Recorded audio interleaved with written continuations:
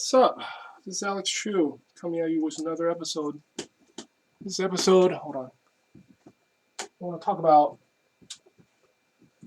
a dream that I got on Wednesday. Today is Friday. Okay. Today is September 3rd or something. And the dream is supposed to be about World War III. Okay. But before I talk about that, I want to tell you, my name is Alex Chu. I'm the guy who invented physical mortality rings. These are the rings that you put on your small finger, extreme sleep. You wear them, you don't age anymore. You become physically immortal. For example, I'm already 50, right? I still look pretty good, right? I mean, you don't see any wrinkles or anything. So I don't have puffy faces, so I don't have to like grow a beard to cover up my puffy faces, right? See, I'm still very skinny, for a 50-year-old man. If you go to my website, livemuchlonger.com, I have lots of testimonials on my website.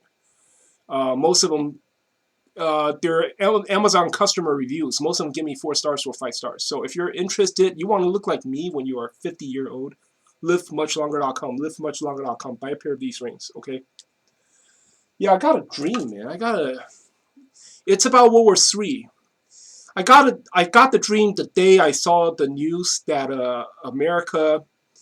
the American soldiers have finished evacuating from the Afghanistan airport.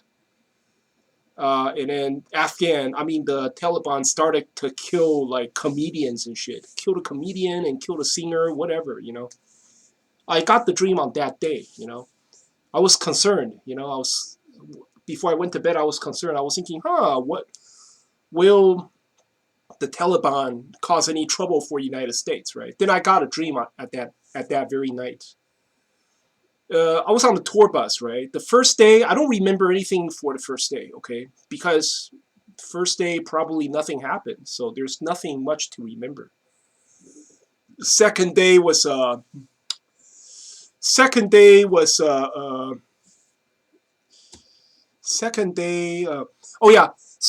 what happened is the tour bus is driving. I'm sitting at the back, and then the tour guide was. I don't see the tour guide. I just hear voices, right?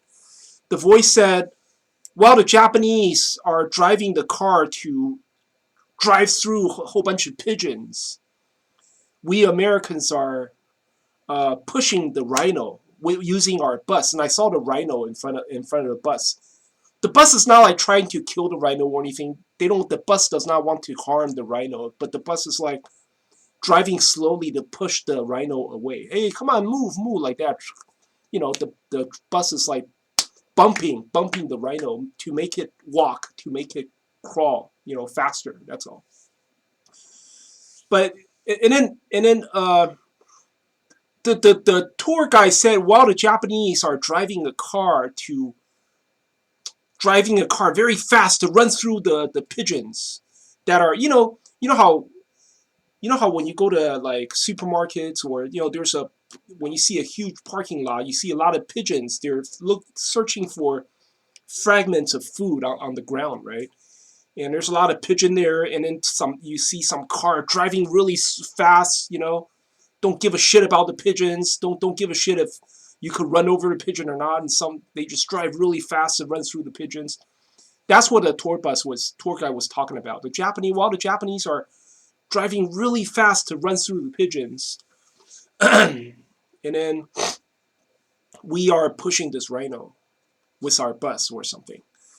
And okay, that's the second day. And then the third day started immediately. I saw the third day. And then we're driving through this avenue, right? Like very, very narrow street. It's almost like a back street. It's almost like back alley, It's a back alley. And then I saw, wow, the whole within a few seconds we come to a stop because the whole alley is blocked off with Chinese shoji screens. Those Japanese shoji screen is like made of paper, right? So it's like paper shoji screen. The Chinese styles is all wood. It's like just red oak shoji screen, and then they look like they're cheap shoji screens that you see in Chinese restaurants. Cheap ass shoji screens that you see in Chinese restaurants. Front is all blocked off with lots and lots of shoji screen, like 10 or 20 of them. On the left side, I also see like 10 or 20. Right side, 10 or 20, like that. Shoji screen blocking us off. Then the bus come to a stop. Then the dream ended. I woke up, and I immediately knew what it means, okay? The first day, I don't remember. Nothing happened, because first day represents 2021, which is this year. Second day, we're driving, and then toward the end of the second day, right, the tour guide said, oh, the Japanese are driving a car through a whole bunch of pigeons, and we are pushing the rhino. I immediately knew driving the car through pigeons means Japanese will do something to the Diaoyu Island. You know, they call it Senkaku. Chinese call it Diaoyu Island, you know.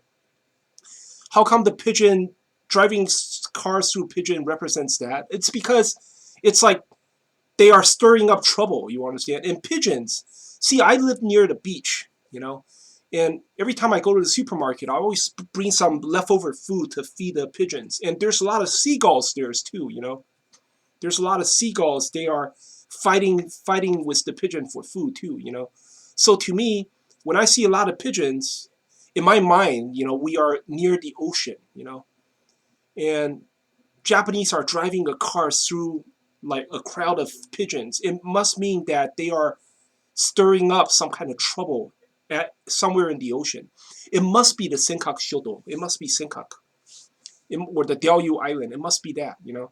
While we are pushing a rhino, rhino is a very stubborn animal. They only have one horn, right? One huge horn. There's two horns, I guess. One here, one there.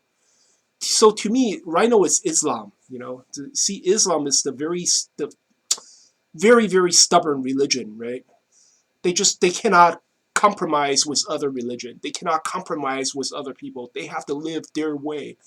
You know, women have to be slaves. You know, they have to cover up their faces, and we have to live with the Sharia law. So to me, Islam is like a very stubborn rhino. You know, so we're pushing the rhino with the bus. So I guess next year, toward the end of next year, okay, because that scene happened like at the very end of the second day tour, you know, toward the end of next year, yeah, Taliban or terrorists, they're gonna start trouble, and we're gonna have to go push them back. We're gonna have to go push them back, you know.